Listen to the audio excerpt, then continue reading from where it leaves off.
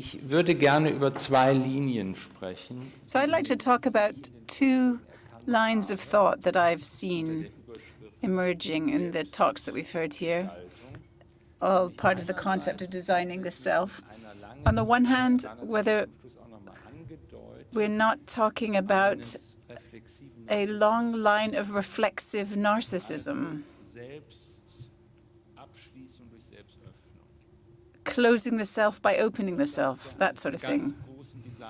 That seems to be one of the major design elements in a movement from outside to the inside, if we were to bring you two together. So it sort of starts with this logic of control in the format of the collective and becomes a controlling logic within the format of the individual.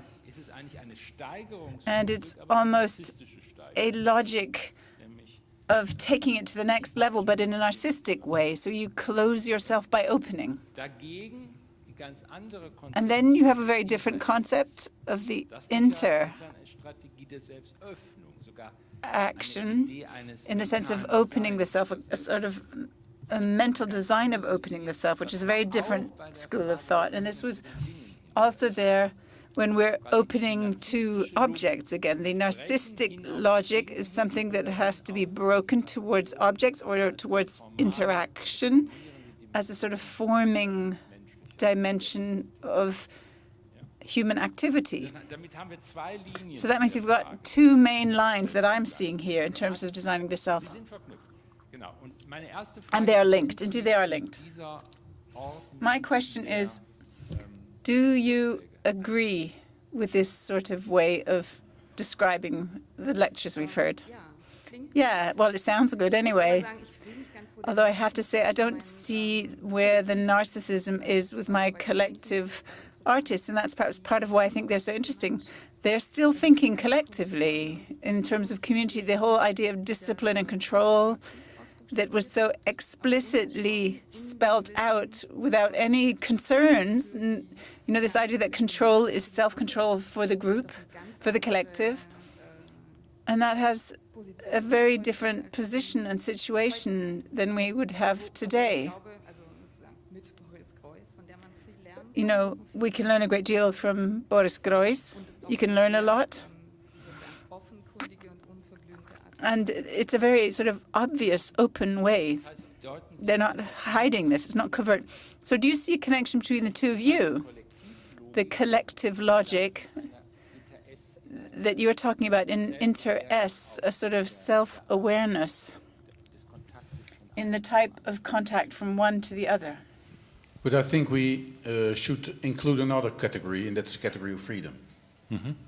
You know, we are talking about the constitution of the self, but implied in this constitution is, of course, freedom in your concept. The freedom in the sense that we realize a utopian community in which everyone gets what he wants and does what he can do, right?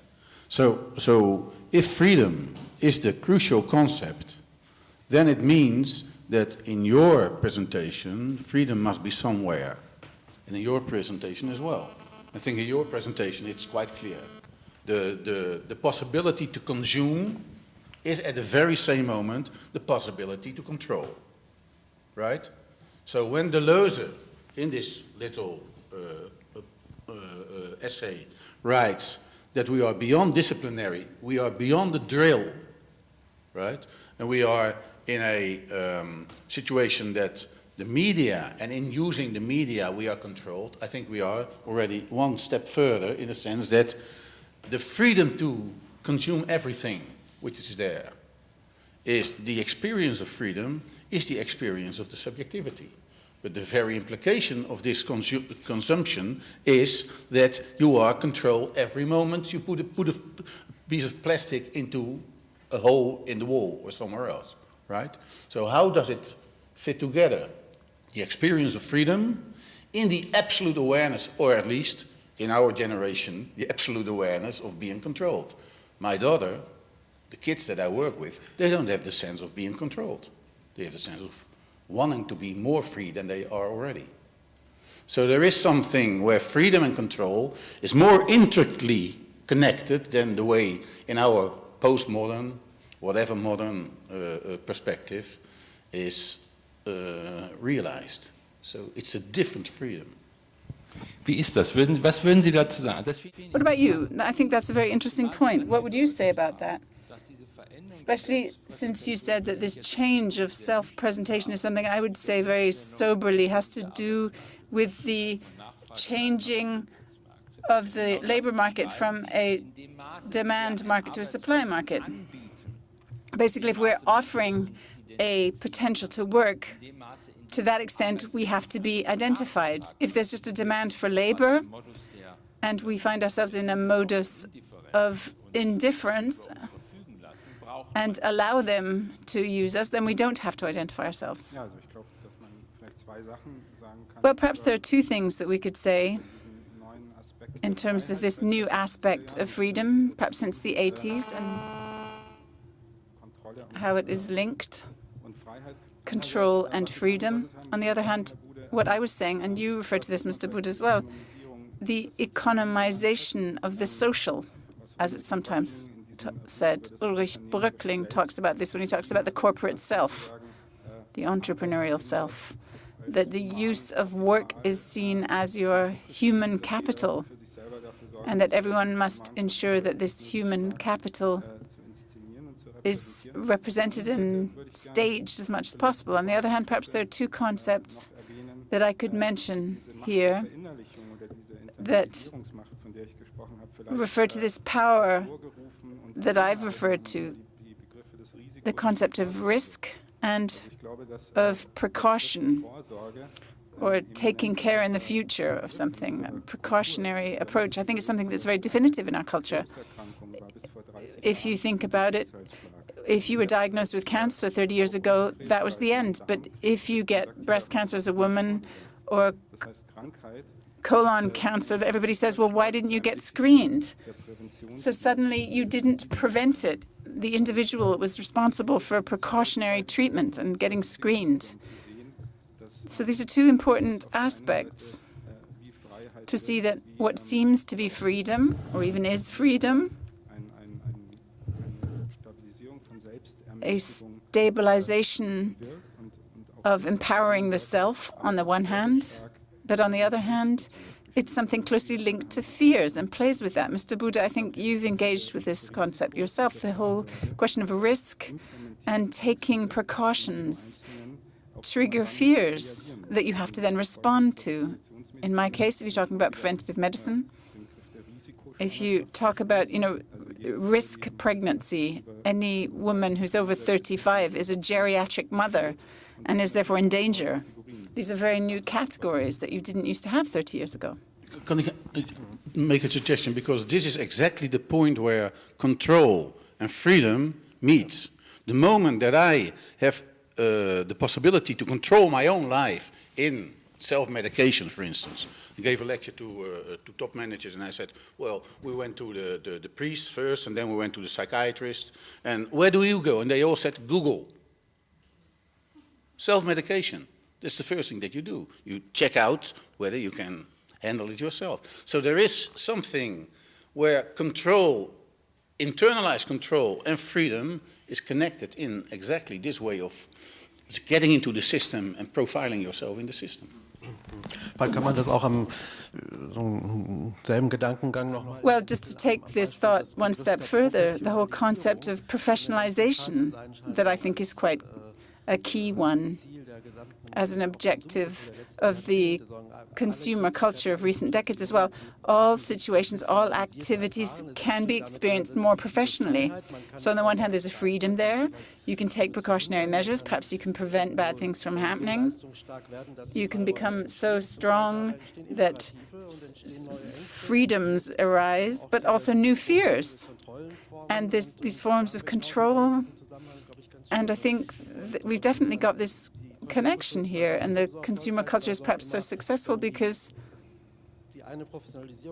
one professionalization triggers a fear that you can respond to through buying a new product, which will then dissolve that fear again or mitigate it and create some freedom there, but then there's something else will be generated. So the various different areas of your life, which are then also areas of products and marketing. And at the end of the day, this is a very strong system.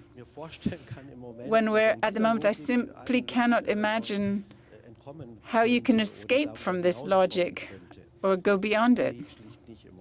I just don't see it as an option. But there I would like to say something about this. You know, when I imagine this, this is the sort of us consuming ourselves. We're consuming ourselves. That's essentially what we're talking about here. Cannibalizing ourselves. I didn't use the term cannibalizing. No, I'm just summing up. No, I'm trying to sort of enter into a dialogue. It's not just saying exactly what everyone else says. We're trying to say something different so that you can respond to it. That's the whole point of a dialogue, isn't it? This logic of cannibalizing the self, and I've got to use that word again for the reasons I've explained, is one that Klaus Heinrich, a number of his lectures were published, a religion philosopher from Berlin, talked about the logic of being submerged in water, immersion in water. And what I'm thinking is, if this is the case, if the diagnosis were right, then emancipatory design would have to show us ways out of this, or ways of dealing with self-cannibalization. A classic way out is the utopian modernity of communism, i.e., we just have to get away from the individual to the collective. That was the idea. That's why I mentioned Lukács as well. Lukács knew the concept of bourgeois subjectivity. He went through it all, you know. There is no way out. The way out has to be a reflected idea of the collective. But then that ends with, you know, Beuys, the Gesamtkunstwerk of Stalin. I'm saying that because you suggested that this modernity is also our past, and I think that's an interesting theory. In our effort to gain a concept of emancipation, I keep using this term of emancipation. I suppose that's a bit old-fashioned, but we sort of have to accept that that's our past. Well, it's part of our past. It depends on how you see it. If you look at the ideologies and the utopias, you do see a lot of differences because it's a different system, a different concept, but it was in constant exchange, and on the level of practice, there were no fundamental differences, and that's the point that I'm trying to make when I say that this is why we can learn from this time and from these concepts of society. But actually, I wanted to say a completely different thing. You know, if we're talking about self-cannibalization, that reminds me, and I can't think of a better idea, is Foucault's panopticon. You know, we've got this tower full of prisoners and the assumption there's a guard up there who's watching them all the time, and then we act in accordance with this and try to act correctly, quote unquote, all the time. But we don't really know if there is a guard in the tower. And if we were to actually go there and see, there may not be anyone guarding us. And if we apply that to our situation and to our talks, what you commented on, you know, there are always some who know and some who don't know. Sure, that's the case. That's the principle. We're all sitting here and thinking there's something we don't know, and we're acting such that it fits. It's almost a systems theory model in itself. And the designs that the communists came up with, I discovered things. You had the architects who wanted to construct cities completely differently, and there are much higher buildings that allow you to have an overview, but everyone can access them. So the community is encouraged to control itself. And then we find ourselves back in this community that can control itself. It can measure their own pulse. They've got their own profile that they can keep updating on Facebook, in the assumption that it's freedom on the one hand, but also in the knowledge that it isn't freedom, that it is naturally controlled with a certain amount of self-control, but also a certain amount of completely unknown control. Heidegger would say, if we know that these are the answers, in order to generate flexibility in our thinking, we have to ask ourselves, what was the question? Said, you know things that you know them. You know things that you don't know. There are things that you don't know that you know them, but the real things are the things you don't know that you don't know them. Right. So Heidegger is one thing, but Rumsfeld is another thing, you know. Okay. So, and in this last logic, that's very interesting, because that's where risk comes in. The whole idea of emancipation, you talk about emancipation, well, you analyze emancipation, you talk about emancipation. So emancipation is about what drives us towards somewhere over there. So there is not a collective project any longer, probably, but we are still going that way, perhaps because we are consuming. And the interesting thing of consuming the digital dispositive is that we create scarcity all the time. So why do we act? Because we think we need something we don't have yet. Your analysis was great. Yeah? Because your analysis showed that what we produce is the experience of scarcity, right? The abundance of scarcity in our society is the issue. So the abundance of scarcity makes me think that I'm not yet there, and that's why I'm going there.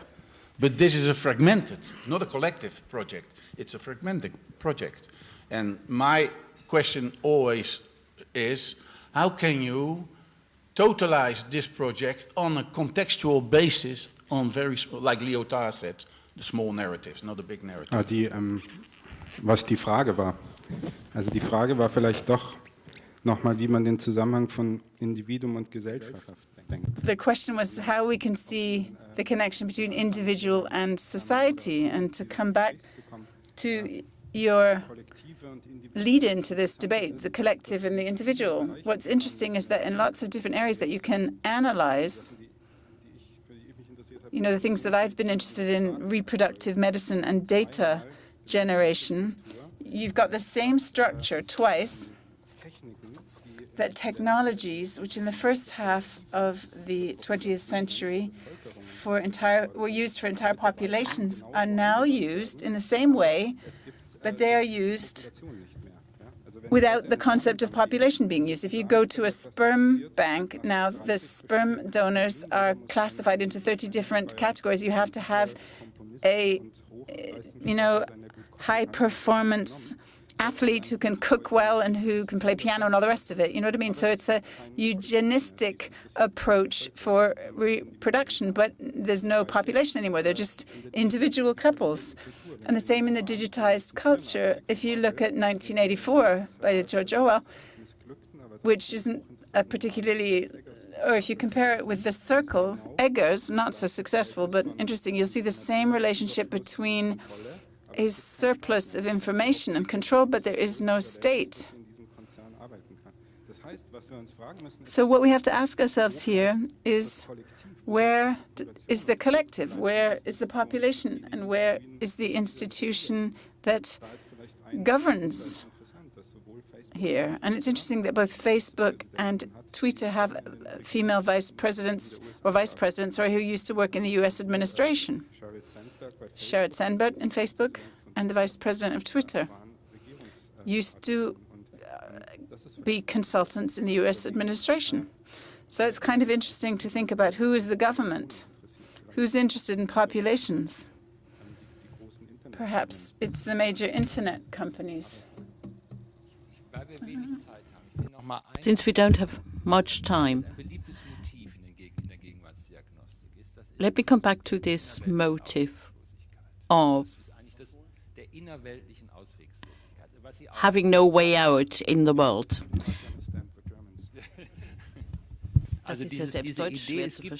This idea, you could say it with Lukács, there's nowhere do we find a transcendent category? We are forced into immanence, and that is apoetic. We are still talking in modern categories and trying to reflect on a situation which is completely different. I really think completely different because of globalization and digitalization. Virtuality, for instance, we didn't talk about virtuality, but that's something completely different. So when you talk about immanence or Ausweichlichkeit, so aporie, then we have to think beyond the aporia, because the aporia is not that we cannot find a way out. We neither need to find a way in. We have to accept the fact that we are, from the beginning, relational. It's always an out, like Escher's graphic, it's always an out and in. And this relationality, the primacy of rationality, is what we have to accept. And that makes all those discussions about immanence and transcendence completely superfluous. I just wanted to say, in the current debate, there are strong trends towards a post-paradox thinking. This idea of speculative realism, that's an attempt at saying, is there a post-paradox thinking? Nothing that gets entangled in paradox things, but a kind of thinking that can go beyond these iterative, paradoxical things. 50 years now. When Derrida started to deconstruct Hegel, right? When Foucault came in and deconstructed power, when Lyotard deconstructed the grand narratives, they all made a plea for the acceptance of difference. Difference is not reduced to an opposition. That's why paradoxes can exist, because you reduce all the immensity of what we experience to two positions. A, not A. Then we have a paradox. We have to get through the paradox to the Aufhebung, to the sublation, and then we're there. That's the whole issue on an epistemological and, for Hegel, on an ontological level. But the ontology, for instance, in a Nietzschean sense, is the ontology of things that differ. And then the human capacity to categorize, the epistemological urge to get a grip on it, to know, brings us to dialectics, which is only one way to handle this complete difference of all there is. And all there is, right? Panektu.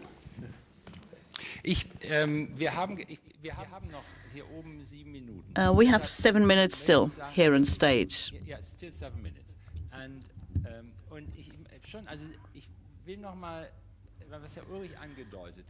Mr. Ullrich said that there is one way out that was also indicated by Latour, namely an acceptance of our commonality with things. Rilke says it, that these things are one with us. And this logic also seems to be a logic that is being thought about, and where people say, no, there's no way out, we can rather find a way for ourselves. Well, in my presentation, I've rather expressed my skepticism vis-à-vis this happy belief that everything is all right and transcendence will come because we have such a close relationship with things. It all has something to do with the current situation. I would say, don't we rather need a design that leaves room for the simple things, the banal things? And I don't think this is possible. Those people who would think that can be a program, they would say, yeah, this is the new attitude of carelessness. And that would be commodified the same way that earlier trends and tendencies have been commodified. But this is not just bad because there is no way out. I mean, we could see it rationally that indeed there's no way out. But I don't think that we experience that as something without an alternative. The system is so well balanced, and whenever there is a feeling, people say, well, I'm too much surveilled, I'm too much crowded in and monitored, then immediately there's a commodified alternative just to have a valve, a relief valve. We do not experience alienation anymore. Alienation might have been a very important term in history, but these terms do no longer apply to our day-to-day experience. Aporetisches Denken ist immer noch eine Implikation des totalitären Denkens. Ja, okay, habe ich verstanden, ja. All right, I got that one. Das war so ein bisschen Holland gegen Deutschland. That was a bit Holland versus Germany. Aber we got a lot of space, thanks to you, Raum, danke. in Rotterdam. Wir haben viel Raum in Rotterdam, dank den Deutschen. I'm Holm Friebe. Mr. Ullrich, that was very interesting as an outlook. And I wondered, do you have an example or a starting point where this form of design could already be seen now? And can that be included into a larger thesis, saying, for instance, that individualization in analogy to privacy, where people already have developed a post-privacy process, this big trend towards individualization through consumption and products is now exhausted, and we see a turn towards a uniformization and standardization because it's too strenuous. I mean, in fashion, we see things like that. Like, for instance, the white shirts, perfumes as anti-perfumes. And what would be the next step? Saying that avant-garde would develop kind of uniformization to set itself off against other trends. That's Dietrich's thesis in his book about pop music. Pop music in the second phase is accepted redundance. Pop is accepted redundance, no longer the search for the unique voice, no longer creativity. Or what just you quoted in terms of fashion. Here I indeed see that in my presentation. I just focus on the living space and living design and creativity dispositives. I don't think that this has been overcome. But if you say, yes, there is redundancy in pop culture, of course you could talk about modern art the same way. We've got so many forms where the artist wants to overcome the statuses of avant-garde design. They remix, they restate. Maybe it's a kind of relief that takes place at the moment. But my suspicion is that every relief will become a new imperative immediately. And then, of course, things have to be done professionally once again. I would not go as far as saying that the individualization concept is now completely exhausted and is no longer existent through consumption. We do see certain developments where you see people are no longer so focused on brands, but when you look at consumers, as you've said, and the profiles used by consumers in the media to just stage themselves, there we see a great degree of ambition to do it in a recognizable way. Your own profile is a consumption profile, and it is shown as such. And that is a trend that's much stronger than 10 to 15 years ago because of the social media we have at the moment. And while Mr. Bernard is saying something you can think about, some more question, I can take 2 more questions afterwards.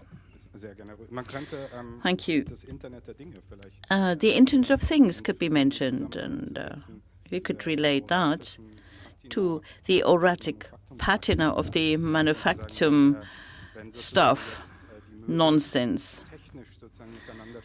If, for instance, your furniture talk to each other, then they don't no longer need the patina, the aura of being old.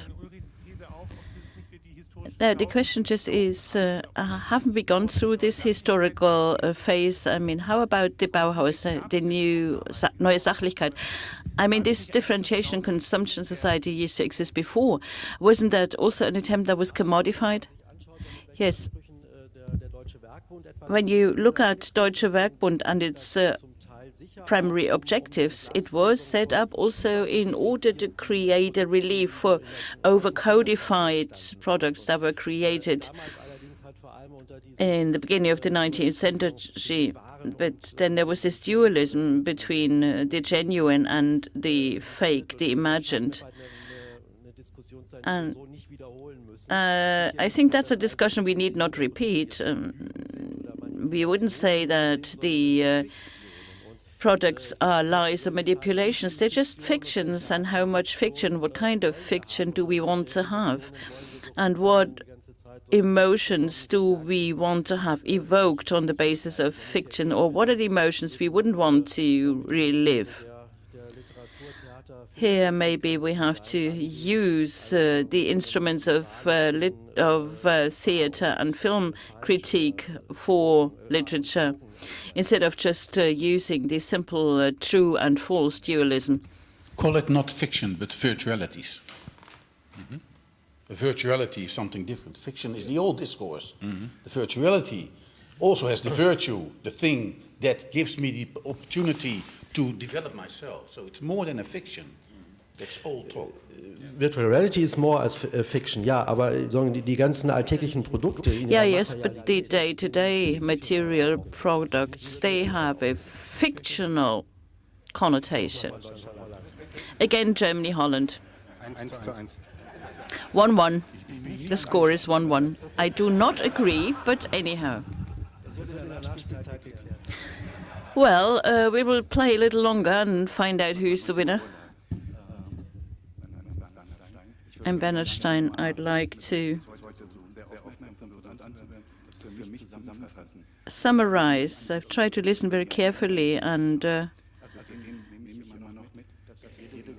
I still remember that each society always includes design. And so your basic question, can design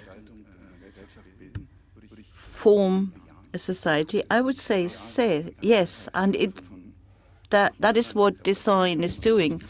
It was evident first time in Russia today, where it's really nearly invisible. I think it's our task no longer to see it as a kind of competition, a struggle, who will win. We should see it as a process where everyone is part of that process. And I wouldn't even call it society, but rather community. I'm a designer myself. For me, design in its very essence has been driven by craftsmanship. Had something to do with tradition, but nowadays, for many years, I see that design forms communities. It has the power to form communities in all kinds of different ways, and that's the great thing. And that is why, for me, the summary is the process. I mean, like Mr. Oosterling said, we should rather recognize the process instead of seeing contradictions and juxtapositions. I don't want to criticize the public, but I mean, there is also a term of collectivity, which is the sharing economy. Sharing appeals to an idea of collectivism that accepts the individual. In French, it's partage. And partage is this double figure of being part of and getting away from it. So it is this double-edged strategy of sharing and differentiating yourself within the sharing. And that's the challenge, because pure sharing becomes a utopian thing that we saw the past century.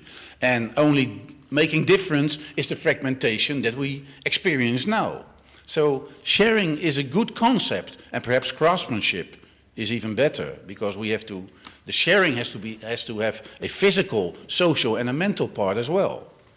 But sharing, don't take sharing too easy. Sharing is a very complicated category, because it also takes you away from the relation and it brings you into the relation.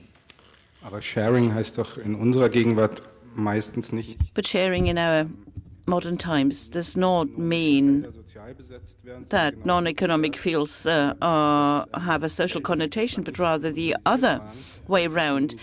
Formerly, purely social fields are being commodified, are being commercialized.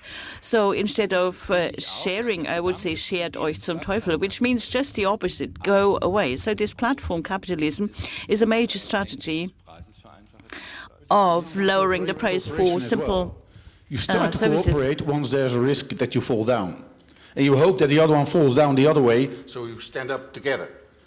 But the real cooperation is ontologically the primacy of the relation. So we have to change from these traditional economical categories to ontological categories. That's the whole project, at least for philosophers. So. Die Grundfrage wäre dann, The basic question then would be, if this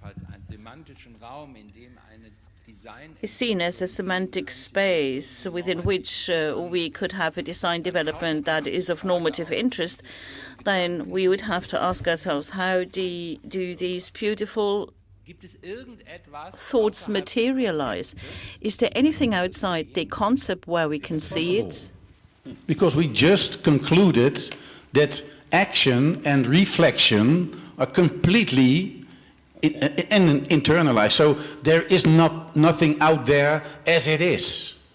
It's sheer matter, okay, but the expressive mode in which the matter connects already presupposes a concept. So it's not that we just can look and say, well, look, it's there. Can you see it? It's there. Look better. Look even better. Because the better and even better is a conceptual approach. aber dann hieße es, But then that would mean that design doesn't make society, but society becomes design. Society itself is design. That is to say, you can forget all your job. Ist das jetzt ein ontologischer Vorschlag? Weil es bedeutet, als Deleuze und Guattari über Kunst sprachen, dann sagen sie, Kunst ist Komposition.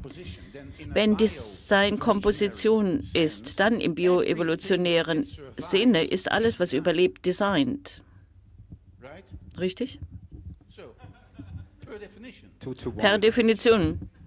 2:1. darf ich Sie noch als Letzten? May I ask you? Entschuldigung, Sie haben schon okkupiert. Macht, ich verstehe, ja. Aha. Es sind einige ganz interessante Stichworte. Some interesting things were being said regarding that politics is the design of our society. And we talked about the governability of citizens and about Russian avant-garde, Edward Snowden, Foucault. Could you say something about politics and societal design? Ich glaube, oder haben Sie jetzt jemand Bestimmten angesprochen? Wollte nicht. Who did you want to address? Everyone or just one of us? Ganz interessant zu sehen, Well, it's interesting to see Michel Foucault why Michel Foucault, in contrast to others, prominent thinkers, still is so important compared to Derrida, for instance. damit zusammenhängt. I think that has something to do with the fact that the way in which he has talked about politics and the structures of power. Der digitalen Kultur Nowadays, in our digital culture, what he said seems like a prophecy. It's all true. One of the interesting findings for me, or most interesting findings even, as a former political activist, was to see that the idea of the bad state who is somewhere on top and just monitors and surveils its subject, this idea is no longer true and hasn't been true for the last 150 years, which means for our current reflection on design, you cannot use the old arguments. We've said, well, there is the Ministry for Love, or there is the Ministry of Norms and Standards. We do not have the old simplest structures. It's all much more undifferentiated. This Marxist access to simplistic criticism where you try to oppose an imagined center of power might be a chimera. I'm sorry, the lady's not using a microphone. We don't hear off my comments and cannot translate since we are not in the room with you, but in a separate room. Yeah, but still, everyone allows him or herself to be monitored, have their GPS data open and visible for everyone.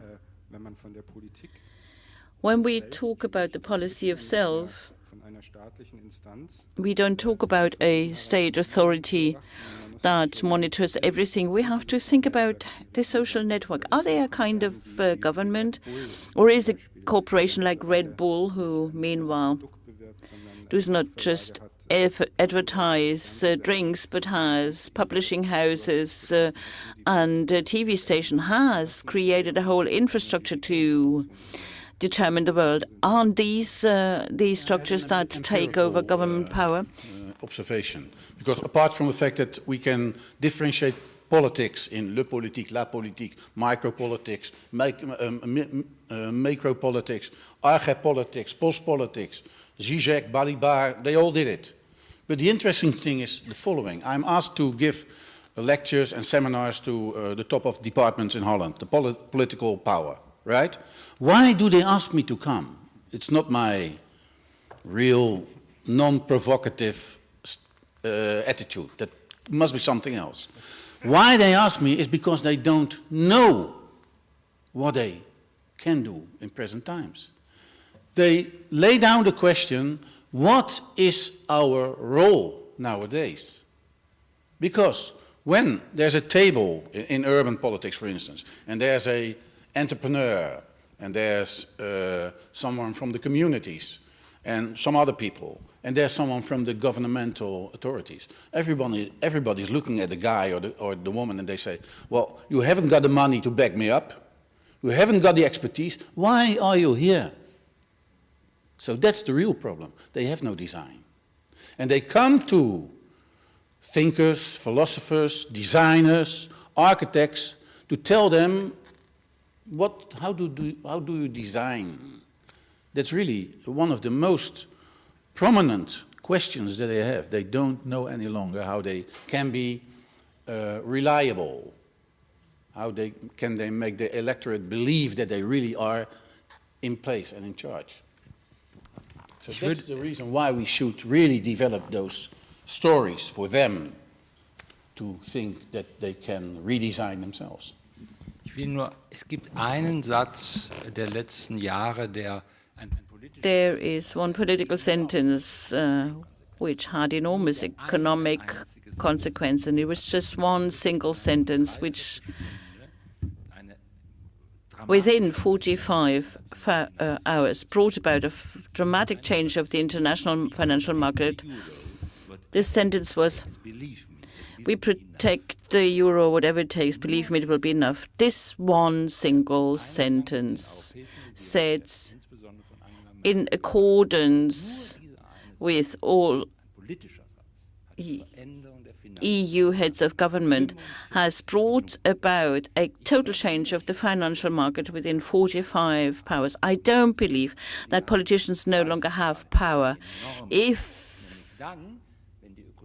things get really serious, they have a lot of power, namely, when the economic systems together with the digital systems have ruined themselves. Power but no design. Okay, that's a good closing word. Thank you.